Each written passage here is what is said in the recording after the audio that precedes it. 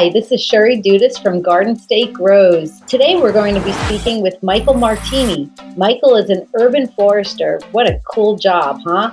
He does everything from giving advice to landowners about various trees and tree diseases. And today he's going to give us some tips on how you can get the appropriate tree for your environment, whether it's urban, rural, or suburban.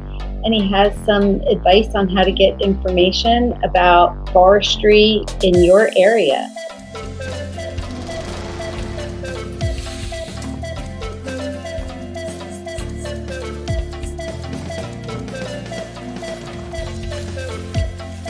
Thanks for speaking to us today about trees, Michael. Thanks, Sherry. I'm glad to be here and happy to talk with all your guests. Well, for people who want to plant trees, how can they even get advice on the right trees for their properties? How do they find healthy trees to purchase and information about planting native trees? That's a great question.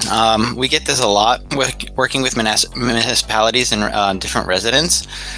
There's a lot of resources out there. One of the top ones I always recommend is the Arbor Day Foundation. They're a nonprofit based out of Nebraska, and they have a lot of information about different programs they run, trees that are appropriate for urban in your properties, and they just have resources and a customer service line to help connect you with nurseries as well. You can order small seedlings from them, which is bare root, so they come in a little package from their nurseries they get from. It's a great resource. Another place to look for other items is just extension offices through Rutgers Extension Office, and other extension offices through universities have great information about tree planting programs. I know University of Pennsylvania has a lot of information about that as well. And then if you're connected with the community at all, a lot of our arborists and urban foresters, if you know any of us, if you ask us questions, we're happy to answer things for free. You catch us on any day during the week, and we'll be happy to talk to you about what's going on. Within New Jersey, there's the New Jersey chapter of International Society of Arboriculture, which is members of the New Jersey chapter, which is just ISA's standard of like arborists who we all get the certification, and we have all this information and can help put you in contact with different nurseries and people we work with. We're happy to answer questions. And then finding nurseries can be difficult because a lot of our stuff on the East Coast does come from the West Coast. So like we get our stuff shipped in because our growing season's a lot shorter. So what I usually do is I tend to go to the New Jersey, I believe it's the New Jersey Association of Landscapers and Nurseries. They have a lot of information about where the nurseries are, who's out there, what they're selling, and just overall where to go to look for them. Especially if you're looking for certain types of trees, like specialty ones, like the cultivars or like a fancier one, it can be hard to track down, especially if you're looking for just a single specimen. So having that website can be helpful because the other nurseries can call each other and get you a tree delivered as you need.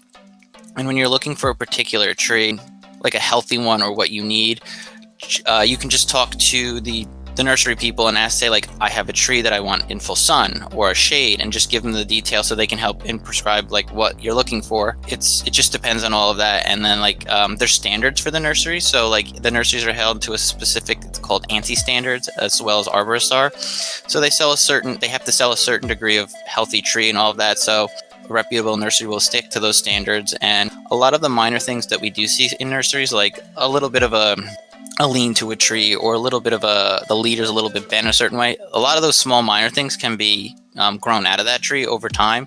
It'll look a little funky for like, I'll say about 10 years. And then we can fix that over time because the tree, as it puts on mass, that lean or that little bit of a tweak in the lead will go away because the tree will straighten up, and with that mass, it'll just no longer be there. So you just have to know what you're looking for, ask questions. If something doesn't seem right to you, always ask. And just, there's a lot of resources online for all these information, and just do your homework. If you're looking for particular books, Michael Durr's Woody Manual and Michael Durr's Tree Book, they're kind of pricey, but they're great information. I will say they're not a book you can carry around with you. They're probably about 4 inches wide. I call them the Bible because I use them for a lot of work I'm doing to look up the specific cultivars, what they're good for, and all of that. So those are good recommendations I have for people to look for stuff, and just reach out, talk to people, especially reading the tags on stuff, because a lot of these cultivar trees have special abilities or differences to them of how they can be cared for. So like they're bred for droughts, some are bred so they can withstand certain soils. So you want to make sure you're getting that kind of information, because you don't want to go to a nursery and just say like, I want a red bud, and you need a particular red bud. Like for example, Oklahoma is got a little bit more leather of a leaf, so it can stand a little bit more droughtness. So what they end up doing is, if you want that, you got to make sure they have that, because like they'll say, oh, we'll have like Appalachia red, which that's great too. It's a beautiful tree, but it's not exactly what you need. So just understanding the different nuances between them can be difficult, but like ask the questions. The people at the nursery are knowledgeable, and just doing your research online. With technology today, you can just do a simple Google search. Like I purchased the Michael Durr's book on an e-reader, so I have that on my phone, so I can just pull it up. So just making yourself aware of what's going on and asking questions, and don't rush into anything. Don't feel like, oh, I have to get this tree now. You don't have to do the research ahead of time, or like go back and think about it and talk with people, and then go back to the nursery and get it. They can always find more. They're planting trees constantly, so it's not like you're going to miss out. That's great. The wonderful thing about New Jersey, we are an urbanized state, but we still have areas that are more rural, and we have a significant amount of suburban land, as well as properties that are near the shore in the mountains. So are there specific trees that do better, let's say, in an urban environment like downtown Trenton versus a more rural or suburban area? Yeah, so that's a difficult one. So each tree, each area, each planting pit in a city, in a rural area, or even in your property can be different. And each tree can acclimate, adapt, or grow differently. So I always like to say, I use red maple as an example, because everybody plants red maple and they're everywhere. So like on a single street, you can have 2 red maples. One could be thriving and one could just not be doing as well. So it just comes down to like site selection, and the cultivar could come down to, which I've used that word a few times. So a cultivar is like a bred tree. It has certain traits, so they keep breeding it to get that trait out of it. So like, for example, October Glory maple is bred for the fall colorage. So they took the tree to pollinate, so it got that particular color, and just then clone it to the nursery, so that way you can have that particular trait going out. So that's what I keep saying, cultivars. It has certain traits that were bred into this that we were looking for.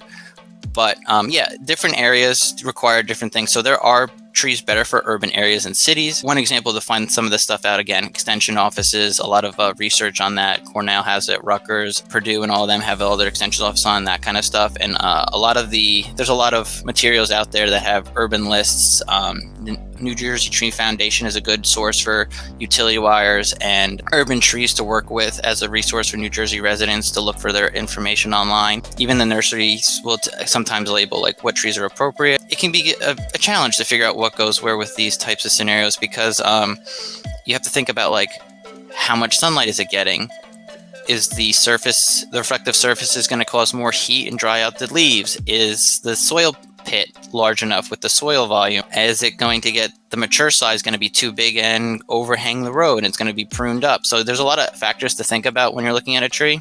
One of the things to really think about is always the mature size of the tree, because today it might look really good, but in 10, 20, 30 years, you're going to have a tree that's overgrowing, overhanging, touching the surfaces, or like blocking something that you didn't anticipate. And then you're going to end up either having to remove or prune it inappropriately, and it's going to cause some issues for its growth later on. So you just have to think about everything that's going into these site factors. And there's information about what to look like. Again, urban foresters and arborists love to give advice for free. We will tell you like what we're looking at, what we're thinking about. I get these questions almost on a daily basis from just people who know I like trees, and then I can't help myself. I will answer these questions. You just need to look at all those different factors. Like for urban areas, we like natives. Like I will say that this always comes down to natives versus non-natives versus invasives. We try to plant natives where we can, but it's difficult because in urban and cities, native trees need certain criteria that we can't always meet. So it's better to have a tree that's non-invasive, non-native, and that's going to thrive 100 years versus a tree that's going to only live 10, 15 years because we planted it inappropriately. A lot of that information comes down to the best management practices and right tree, right place. More information for that can be found on either Arbor Day Foundation's website. The Tree Care Industry Association has the best management practices online, and you can purchase. And they're just the standards of like what arborists should be doing if you're curious and want more information about yourself. So the best management practices, if I say BMP, that's what I'm talking about. It's those kind of informations. And the International Society of Arboriculture has some information as well about that. That's the credentialing organization for arborists and urban foresters that we all work under and have the ethics codes with. So it's just a matter of like figuring out what your needs are and what you're trying to do too. So like your ultimate goal, accomplishing for planting your tree, what are you trying to do? Shade, are you looking for blooms, fall color? So you gotta have to consider all these different things when you're working with planting a tree, because there are so many cultivars, so many different options out there. It's easy to get lost and just say like, oh, this will look pretty, and then plant it and not realize it. Like an example is dogwoods. Everybody loves a flowering dogwood. The pink variety, all of them look fantastic. They don't like full sun. They're a little bit shaded tree, so a lot of people put them in their front yards, and they end up looking great for a few years, but then they end up not watering them, and they end up looking like they were in the toaster a little too long. So you got to think about that kind of stuff while looking at trees and making it appropriate. Sometimes we have to not get exactly what we want, but we can match trees to sites. So like urban sites, we've got Japanese tree lilac for a blooming tree, cherries, Kwanzan cherries, one of the more popular varieties. And then there's other trees that unfortunately we can't use anymore. Like ash tree was a great tree, but with emerald ash borer coming around, we can't plant that anymore really. Oaks can do pretty good depending on the species. You just have to be careful because there's a couple diseases out there like bacterial leaf scorch that are wreaking havoc in the red oak group. So you just have to plant them in mind that like if you were to have an outbreak, you might lose a lot of your canopy. And that's another thing that we have to talk about in urban areas is diversity. Making sure you have diverse trees. Really want to avoid planting the same tree along the entire length of a street. That's called a monoculture. You don't really want to build that because if one pest comes in and it's that particular one, like with emerald ash borer, ash trees, street lined, it just jumped tree to tree to tree to tree down the street and killed them, and you lost your whole canopy, and there was nothing we could do about it that quickly, as it was spreading faster than we had research on, and it still today still has some issues with it. So diversifying your urban forest, even your property, just not having a lot of the same trees, making sure that like you're integrating different things for different situations. So there's a lot of factors that go into it. A lot of people think that we just go, oh, that tree's pretty, and put it in the ground. But like urban foresters are ticking away. When we walk up to a tree or a planting site, we've already evaluated, like, is it near a road sign? Is it by a light? Is it by the building? Is there sewer nearby? So there's a lot of factors that you just got to consider, especially like underground. People forget roots expand and then their sidewalks get pushed up, and that becomes an issue. So you want to try to avoid things like that. For example, like again, I'll go back to the red maple. That's a shallow root. It stays at the surface. So when you plant them near sidewalk, inevitably it's going to push that sidewalk when it gets to a certain point. So it's just knowing those little nuances over time. And the nursery people also know that as well as us arborists and programs like that. So you can always reach out to us to do some research for you, like I said. Well, that's a great segue into my next question. For homeowners and others that are interested in either having trees planted on their properties or maintaining the trees that they already have, what's the difference between an arborist and a tree service? Well, there's a lot of terms to describe what we do. So a tree service is like the company that does everything, and an arborist is an individual person. So like I am an arborist, so I have all the certifications for an arborist. So starting with that, New Jersey specifically has their own criteria, and there is an international criterion for being an arborist. So the international one is the International Society of Arboriculture. You become a certified arborist. There's also other things like board certified master arborist, municipal specialist, utility specialist, and other criteria that you can get. And what we do is we have to take an exam, pass the exam with a certain thing, and then maintain these records. So like I have to continually get education on these different fields in arboriculture to maintain my credits over 2 years or 3 years. And New Jersey is advanced with, they have the specific state one. They have the New Jersey licensed tree care operator license and the tree expert license, which is 2 different ones as well that we have to maintain as the same education stuff. So we try, an arborist is a person who individually cares for the individual tree's needs. So like pruning, maintenance, and all of that kind of stuff. And a tree service is basically you work for one of them. They also can get certifications. So you can be TCIA, which is the tree care industry safety standard, certified as a business. ISA, so you can have your logo for certified arborist stuff for ISA on your trucks. So you just want to make sure like your certified arborists are having all the criteria. Number one is always insurance. You want to make sure they have insurance and they have the credentials to perform the work that you're looking for. So you want to make sure there's a tree care service, and then that the arborist has the certifications. And I'll go one step further, like being an arborist. So I always say I'm an urban forester because I have all the certifications from being an arborist. I have been up a tree 3 times in my life. 2 times were for fun, and 1 time was for learning how to do this when I took an internship. So I have all the knowledge of practicality of an arborist, but I've never been a practicing one. So like I know how a chainsaw walks and all that, but I would never put a chainsaw in my actual hands because I actually have never done an arborist work. I do urban forestry work, which is more of a scaled up version of urban arboriculture.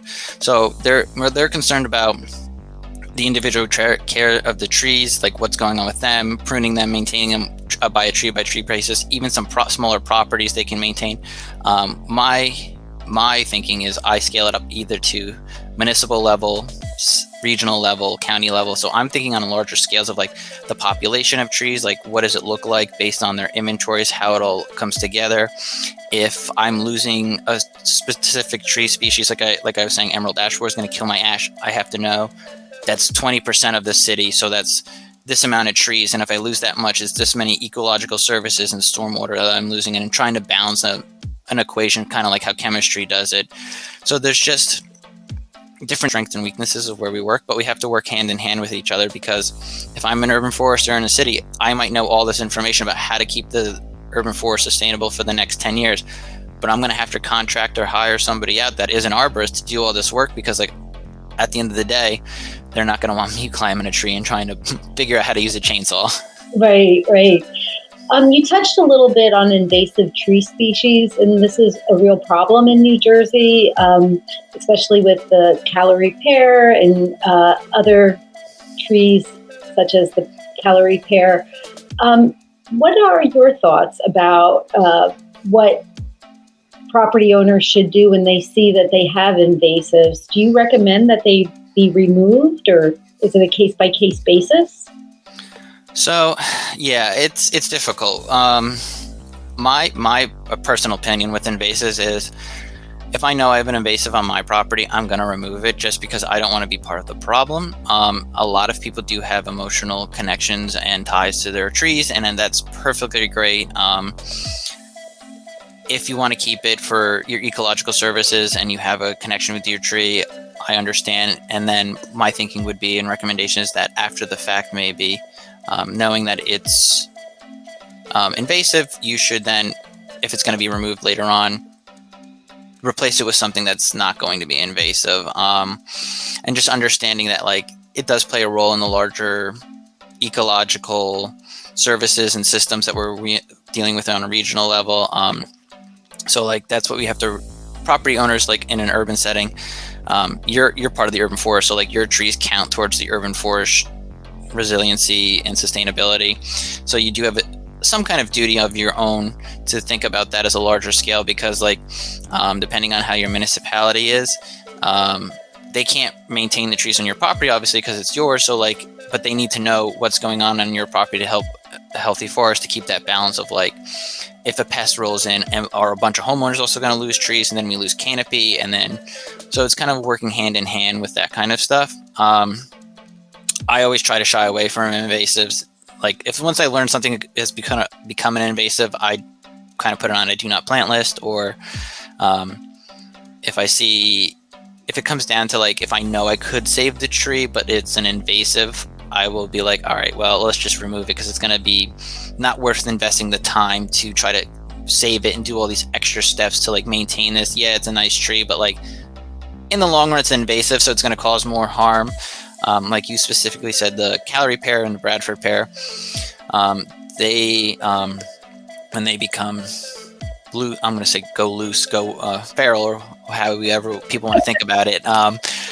The seeds get planted, and these trees will just crop up anywhere in fields, and they revert back to having thorns. So they become like now more of a nuisance because now the ornamental ones that we get from nurseries don't have thorns in them, but now the ones that were planted by birds are, and they're all over the place, and they are taking up natural areas that like our natives could be using. And that's something we consider like the ecosystem benefits. So like oak is one of the most powerful ones for the ecological, for it has the most connections for like feeding wildlife, insects.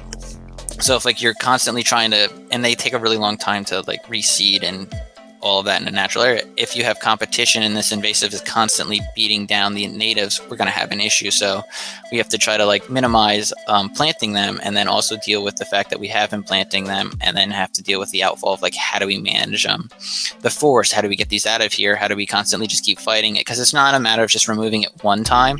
Trees love to be tricky, and they'll send up shoots from their roots.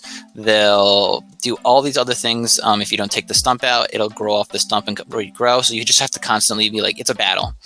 And homeowners have to be realizing that their choices impact the urban forest and regionally what we're doing for forestry, because even though it's your property, the seeds can end up on your neighbors. Your seeds can end up in the woods behind you just because of how birds feed and insects like that.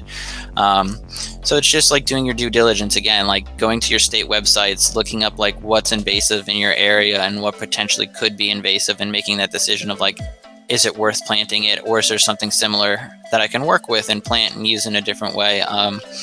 Because like I was saying before, there's no shortage of cultivars and different varieties of trees. Like I said, the Dur books, they are 4 inches wide of different trees we can play with, and you might have a better selection that will meet your needs instead of using a tree that's invasive.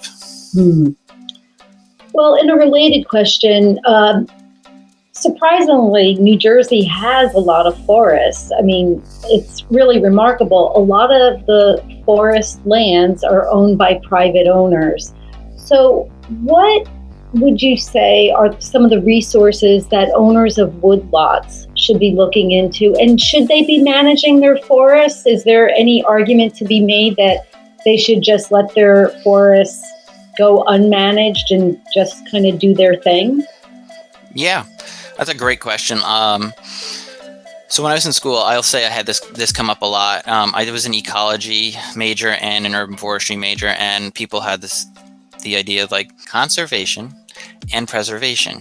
So the idea of like, we can conserve it, we don't touch it, we don't do anything, we let it take its own. And then there's the other side of it, like we have to manage. I'm on the side of like, we do have to manage our forests, and property owners should be doing that.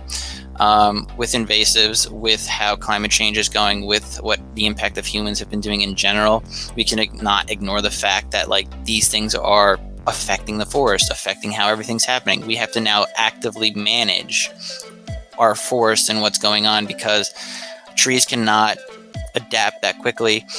Everybody makes we like to make the joke, trees will migrate. They don't get up and walk away with their roots. It takes them hundreds of thousands of years to like get to that stuff. So we just need to figure out the best way to do that. In New Jersey, there's programs. There's the stewardship program, the New Jersey Forest Stewardship Program, and the Farmland Assessment Program at the New Jersey's DEP, the Department of Environmental Protection. Those are 2 programs people can look into and get resources about how the criterion is to manage your forests and what you need to do to get plans, because there's a tax break associated with these type of programs. So if you're actively manage your forest and do all these criteria, you do get a tax break, which is great. And there's resources on how to do that from these 2 programs, what they're looking for, which is probably like removing invasives, keeping it healthy, make sure there's regrowth. And that's been an issue a lot of our forest is the regrowth is just not there because greenbrier and other invasives in the lower half has been shading it out. Oaks take a really long time to regenerate. When they finally do pop up, they're like candy to deer, and with the deer population being so high, they kind of get eaten. So it becomes a difficult task to manage it. So like we have to actively keep doing that in order to keep our our traditional forest. So sorry, I'm so used to speaking in urban terms that we need to make sure that we're doing our due diligence for that, and property owners can be included in that because, like I said, property owners, you have a responsibility as how our forests are being managed and how it affects the regional areas. Like I always say, an urban tree is a tree. So even if it's what we call natural lands and natural parks, and it's like a lot of acreage, that counts towards my urban canopy. It affects how I'm managing it in an urban area. I need to know what's going on over there. And if a homeowner is doing their due diligence and helping out, that's fantastic. Because like I said, pests and disease come through. And if I know a homeowner's got like 50% ash on their property and EAB's coming through, I know that homeowner is going to lose this canopy, and that's going to be like an infestation area, and that's going to spread to other areas around the urban area. So it's just a matter of, again, knowing the larger picture, what we're connected to, and reaching out to people. Like I said, the New Jersey Forest Service will have a lot of information about all this programs. It's not my wheelhouse. I studied urban, but it is equally as important because we have to work with each other on when we look at these things on a regional scale or a state scale. Well, Mike, thank you so much for your time and sharing your information with us. You are a wealth of really fabulous information, and I look forward to getting out there and planting some trees on my property, but I do have to remove some of that calorie pear, actually. So thanks again, and we'll be talking to you again soon, I hope. Thank you. Yes, thank you so much for having me. I enjoyed it.